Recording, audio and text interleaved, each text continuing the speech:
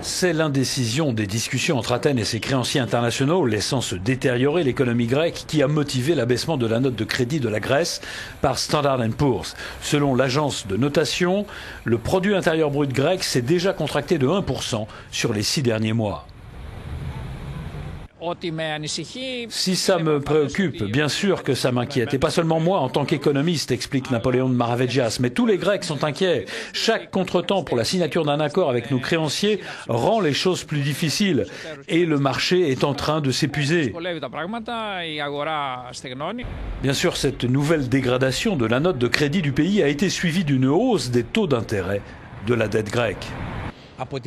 Les marchés pensent que nous sommes au bord de la faillite. Ces dernières semaines, c'est l'opinion qui prévaut sur les marchés et on peut voir ça à la hausse des taux d'intérêt et l'environnement des transactions. Et comme nous le rappelle la correspondante permanente d'Euronews à Athènes, Simela Tourtidou, les investisseurs commencent à se lasser. Ça fait tout juste un an que la Grèce tentait son premier retour sur les marchés obligataires. Les investisseurs avaient accueilli ce comeback avec une certaine confiance qui s'était traduite par des taux d'intérêt relativement bas. Après la dégradation de la note de crédit, cette époque semble désormais très éloignée dans le temps. Alors que la Commission européenne durcit le ton vis-à-vis de la Grèce, estimant insatisfaisant le niveau de progrès accompli par les autorités du pays, l'avis des citoyens grecs sur cette dégradation de Standard & Poor's dénote souvent un fatalisme certain. Écoutez cet employé d'un magasin de fleurs.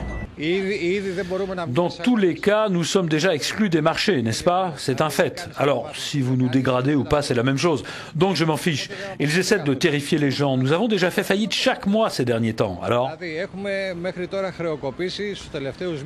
l'agence Standard & Poor's estime que sans versement de la tranche d'aide par ses créanciers, la Grèce ne pourra tenir financièrement que jusqu'au 12 mai prochain.